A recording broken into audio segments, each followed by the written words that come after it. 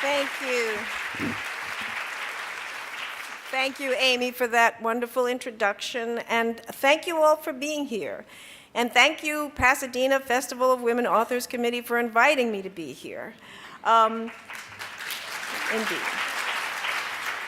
I want to start by reading a brief letter that I received from a student. I had been teaching at, I was invited to visit a class at Bryn Mawr. And after that, this student who's very young, she's only 18 years old, and she wrote me this.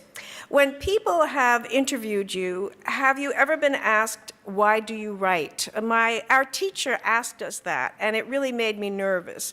So I said that the question really made me nervous, and then answered in a kind of inarticulate way. I think I said something about feeling present. I'm not trying to covertly ask you that question, but was just wondering if you are comfortable with it. If the answer is yes, that would be cool, because yes, that would be cool, because then I can feel like I might evolve in that vein. And if it is no, that would also be good, because I would feel like I was not alone in my feelings. So some of you probably know how Flannery O'Connor answered a question after she'd given a lecture from someone in the audience. Miss O'Connor, why do you write? Because I am good at it.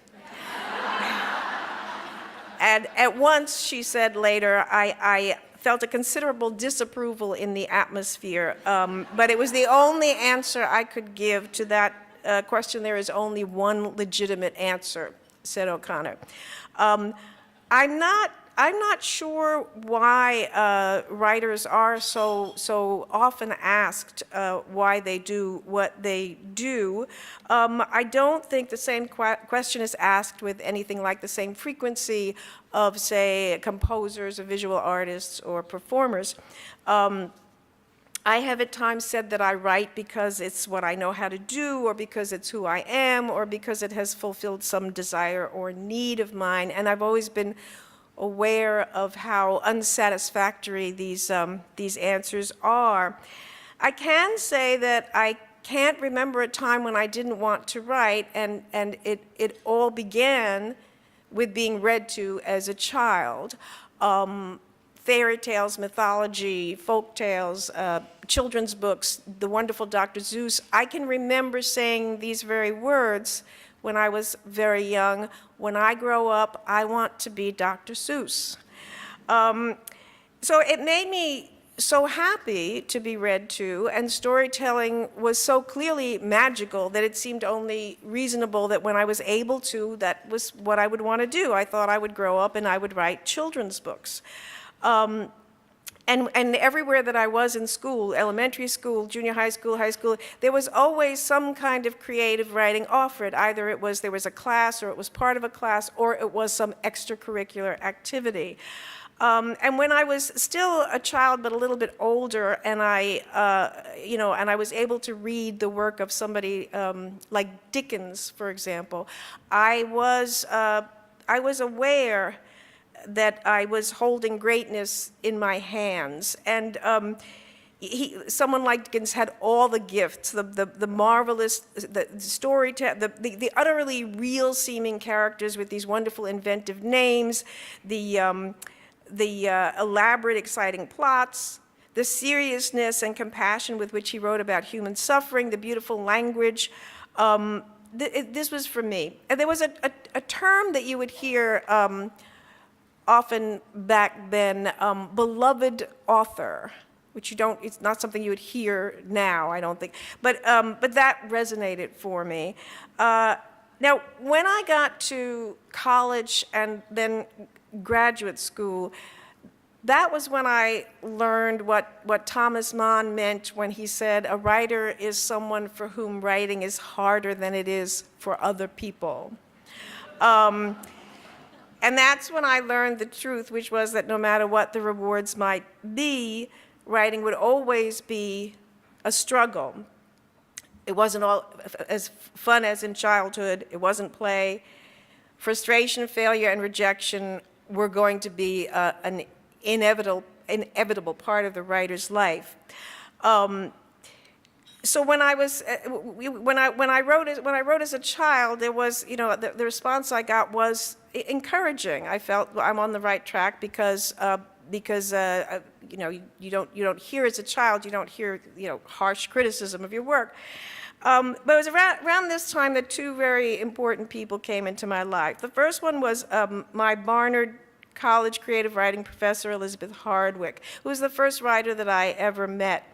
And she would have a huge influence on my work, but it was mostly, on the positive side, through her own writing rather than her teaching, particularly her autofictional novel, Sleepless Nights, which was published in 1979, which has always influenced me all the way up until this most recent book of mine.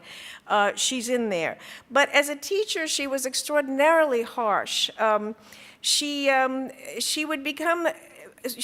so angry at your weaknesses as a writer, and she would just let you have it.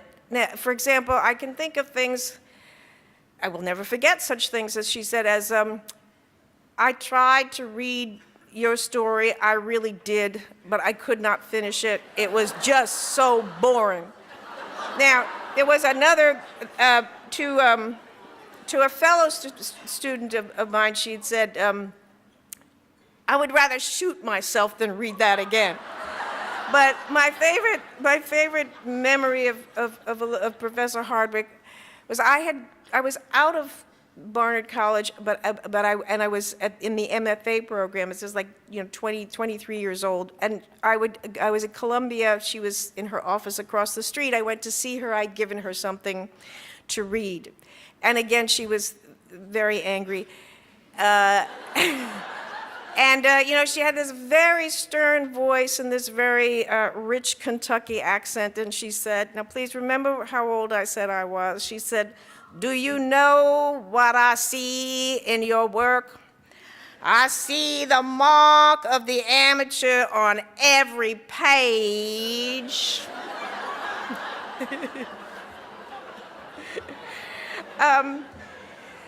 So now, even more important to me during this time was, as a mentor, was Susan Sontag.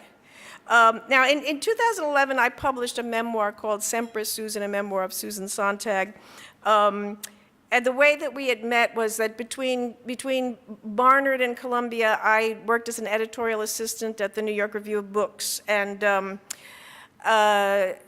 I met her in passing then, but then after I graduated from the Columbia program, she was around 42 and she had had her first bout with cancer. And she needed somebody to sit at her desk at her typewriter and type while she dictated so she could get through this huge stack of correspondence that she'd let pile up while she was ill. So I did that a couple of times. And during that time, I met her son, David Reef, now a journalist, and he. So we became a couple. And at that time, David was living. Was a student at Princeton, but was living with his mother when he was in New York.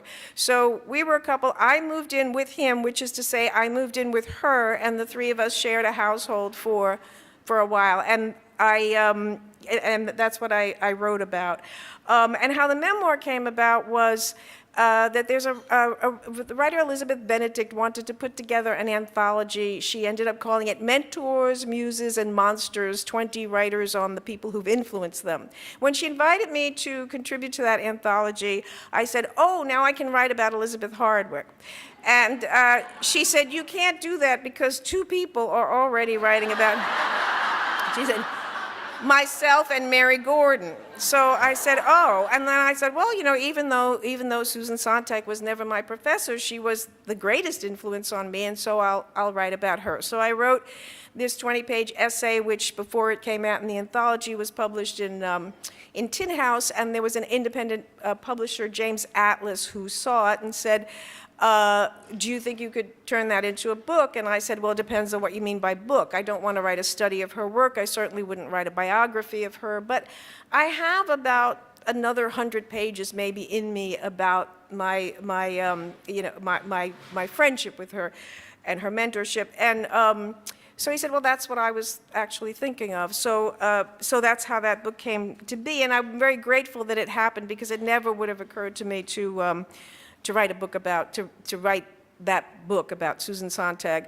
Anyway, but Sontag had a huge influence on my thinking and my writing, and it was from her that I felt that I got permission to take myself and my work completely seriously, even before I'd ever published anything. That it was okay and even a good thing to be obsessive about writing, to make sacrifices for it, to see it as a vocation rather than a career, to think of it as a noble and even a heroic activity, and never to believe those who said, and there were many of them, there are many of them, that you can't be a writer and a voracious reader as well.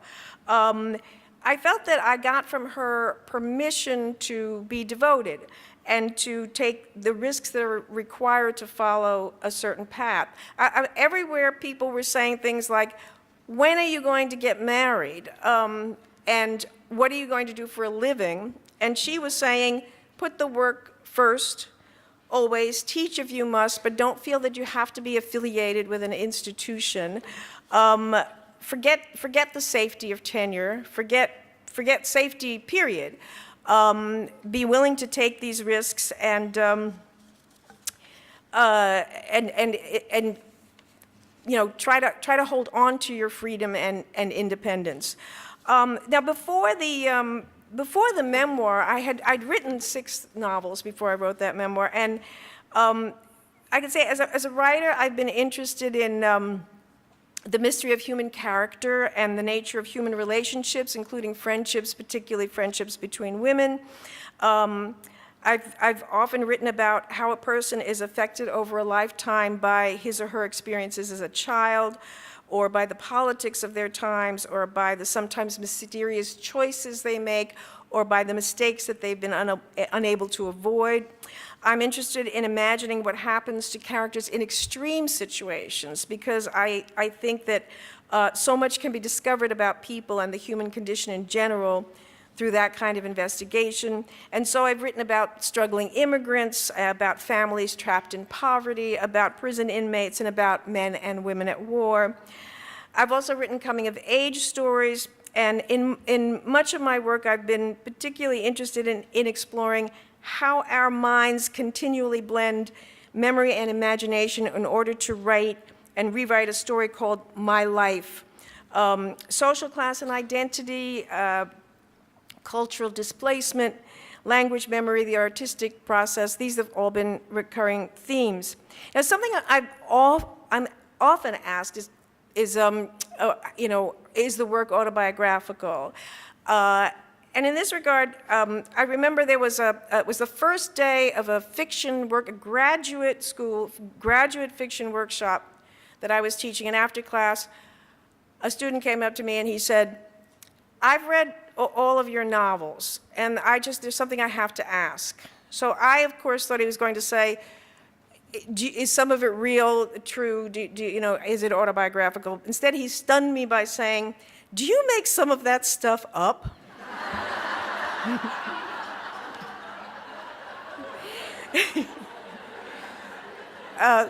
So yes, I make a lot of the stuff up, and